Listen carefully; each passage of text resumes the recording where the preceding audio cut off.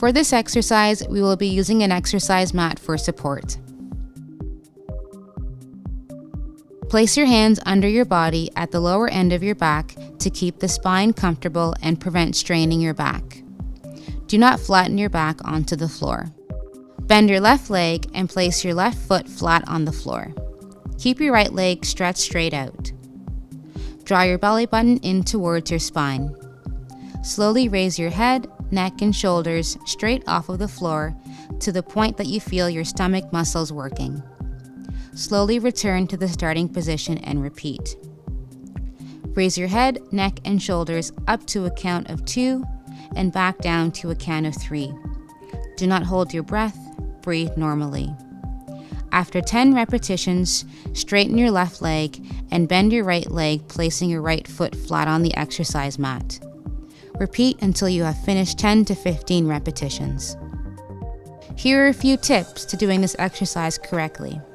Halfway through your repetitions, switch legs, so that the left leg is now straight and the right leg is now bent.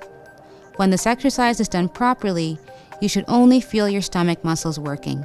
You should not feel a strain or pain in your neck muscles. Avoid using your elbows to help move your shoulders off of the floor. Start with about 10 repetitions and build up slowly. It is important to have good form. The next test is basic plank. Purpose: to measure strength or stability of the core muscles. Equipment: exercise mats or any clean mat, stopwatch or timepiece. Procedure for the tester: A. Assume a push-up position. Rest body on forearms with palms and fingers flat on the floor. Elbows are aligned with the shoulders. B. Legs are straight with ankles, knees, and thighs touching together. C. Support weight on forearms and toes. Make sure that your back is flat. Head, neck, and spine are in a straight line. D. Keep abdominals engaged or contracted. Do not let stomach drop or allow hips to rise. Procedure for the partner: A. Ensure the availability of a mat or smooth flooring or anything that can protect the forearms. B. Give the signal start or go and start or press the timepiece. C. Make sure that the back of the head, neck, spine, and ankles are in a straight line. D. Give 2 warnings. E. Stop the time when the performer can no longer hold the required position or when the performer has held the position for at least 90 seconds. Holding the plank position beyond 90 seconds is considered unnecessary. Scoring: record the time in the nearest seconds or minute. Maximum of 10 seconds for boys and girls.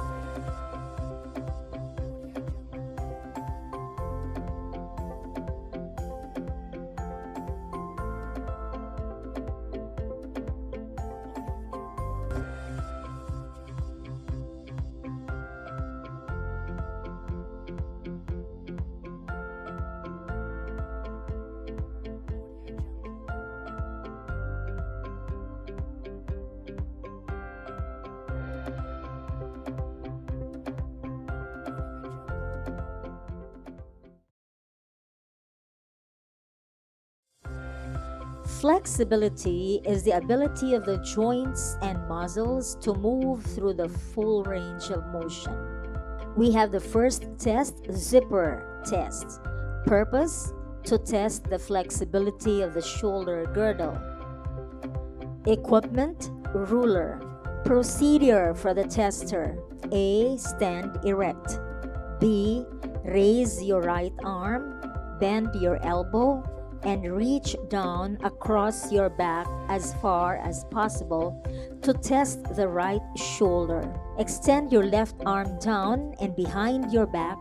Bend your elbow up across your back and try to reach or cross your fingers over those of your right hand as if to pull a zipper or scratch between the shoulder blades. C. To test the left shoulder, repeat procedures A and B with the left hand over the left shoulder. Procedure for the partner. A. Observe whether the fingers touched or overlapped each other. If not, measure the gap between the middle fingers of both hands. B. Record the distance in centimeter. Scoring. Record zipper test to the nearest 0.1 centimeter.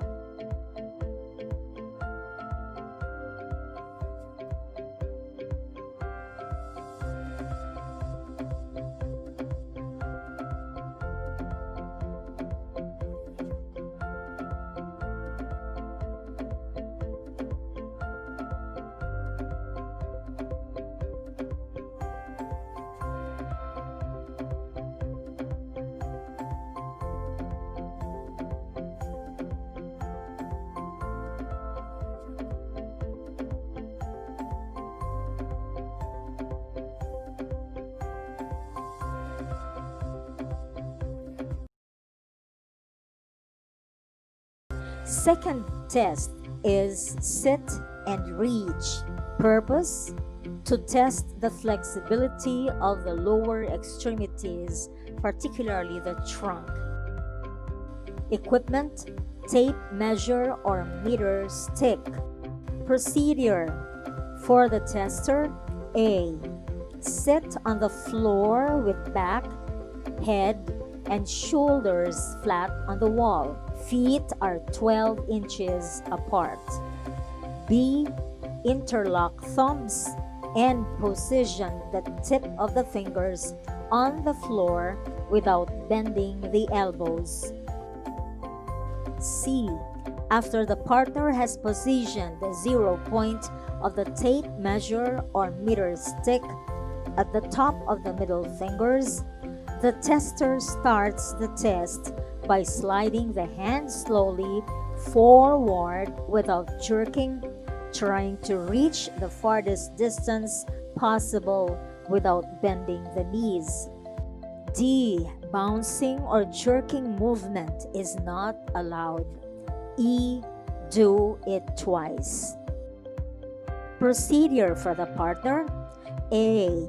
As the tester assumes the B procedure, position the 0 point of the tape measure at the tip of the middle fingers of the tester. B. See to it that the knees are not bent as the performer slides the farthest distance that he could. C. Record the farthest distance reached in centimeters.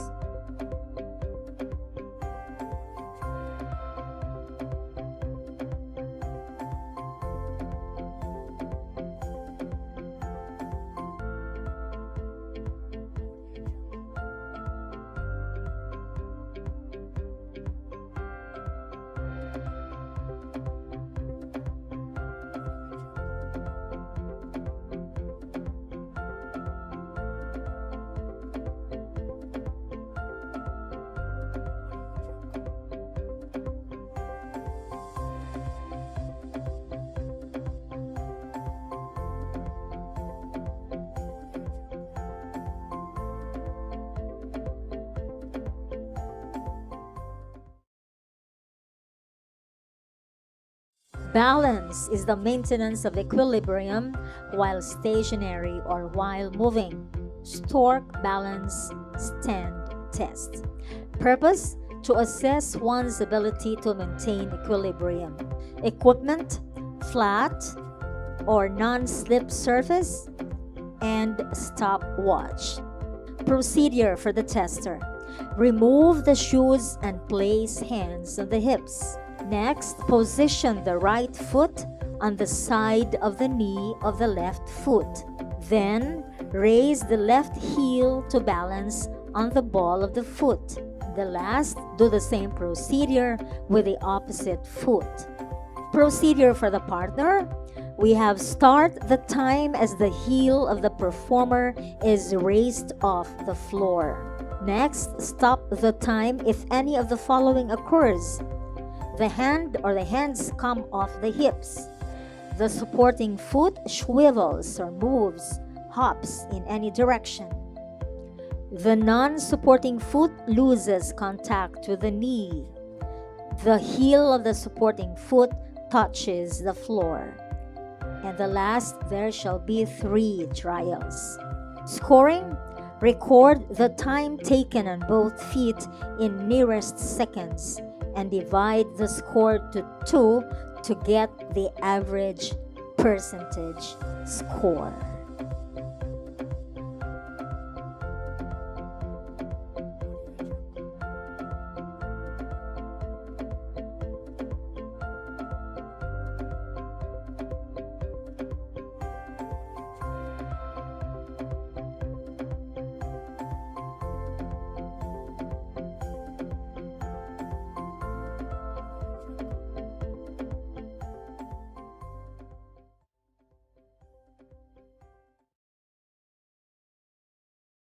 Strength is the ability of the muscle to generate force against physical objects.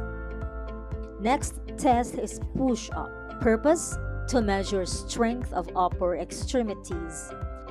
Equipment: exercise mats or any clean mat.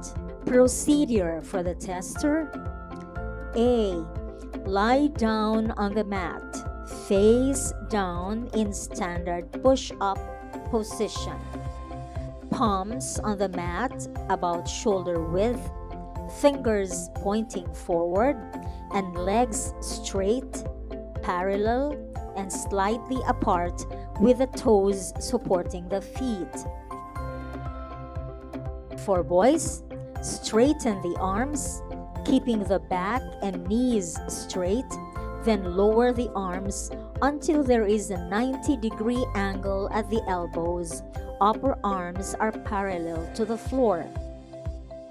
For girls, with knees in contact with the floor, straighten the arms, keeping the back straight, then lowers the arms until there is a 90-degree angle at the elbows. Upper arms are parallel to the floor. C. Perform as many repetitions as possible, maintaining a cadence of 20 push-ups per minute, 2 seconds going down and 1 second going up. D. A maximum of 50 push-ups for boys and 25 push-ups for girls. Procedure for the partner. A.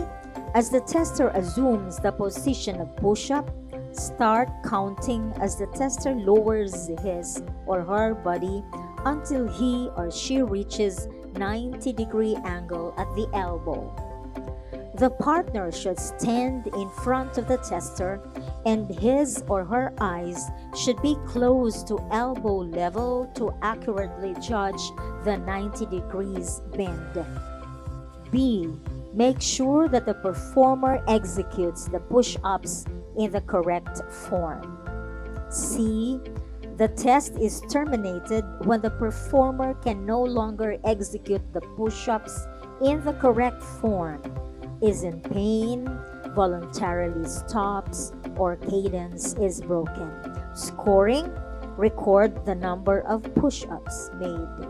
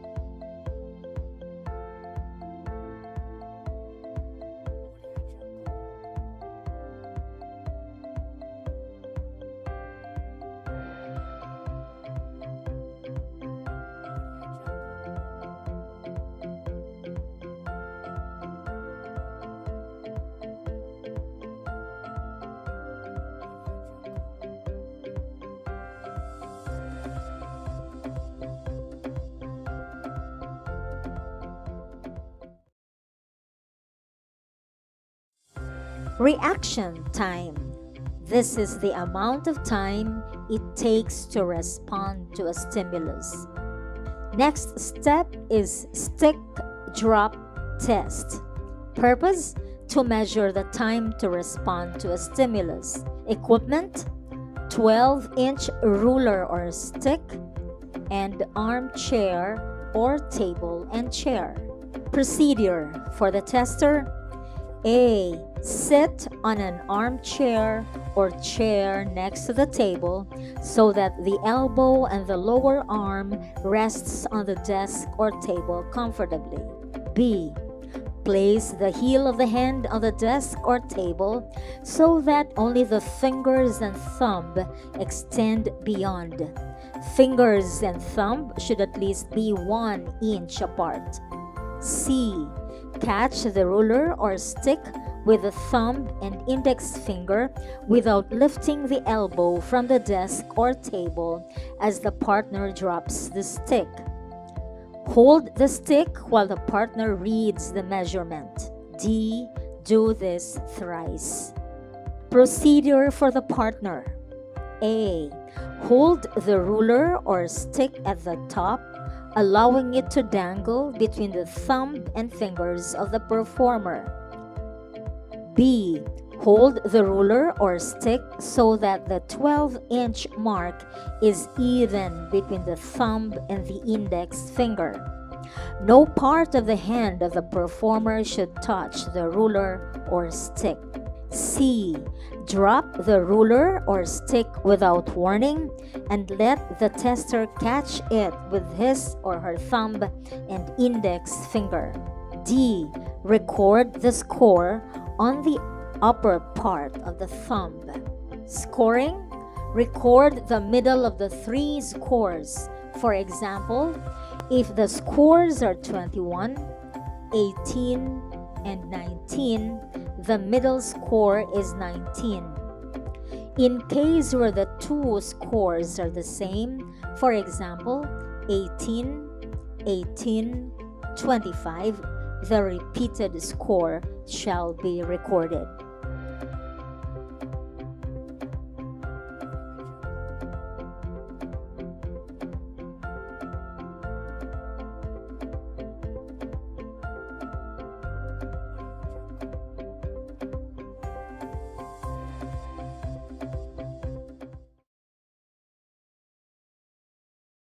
Under physical fitness test is the skills-related fitness.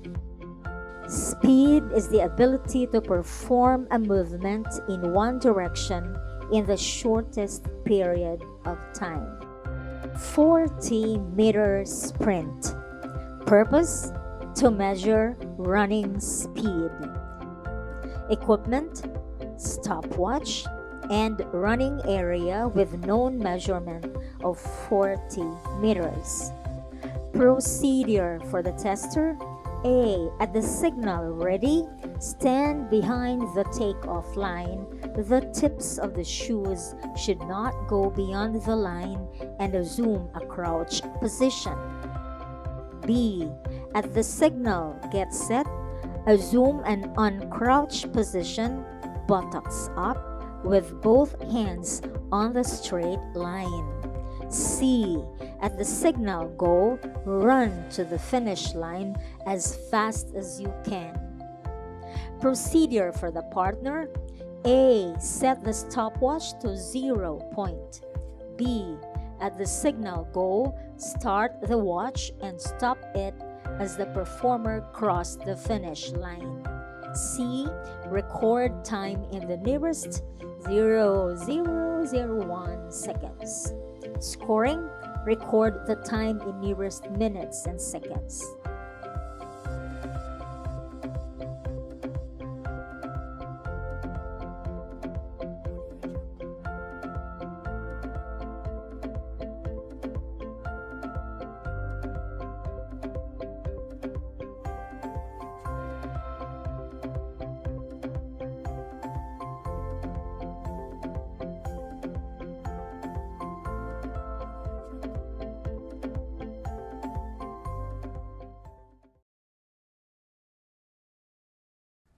3-minute step test. The purpose of this preliminary screening tool is to measure heart rate recovery during a 1-minute period following 3 minutes of stepping. The step test must be administered prior to the fitness assessment. Candidate steps up and down at 24 cycles a minute for 3 minutes onto a 12-inch wooden bench. Immediately after 3 minutes of stepping, the candidate sits down on the bench. A 60-second heart rate is taken starting 5 seconds after completion of stepping. Pulse will be taken by another candidate. If the candidate does not complete the test, the candidate will be referred to their physician and will not proceed to the fitness assessment.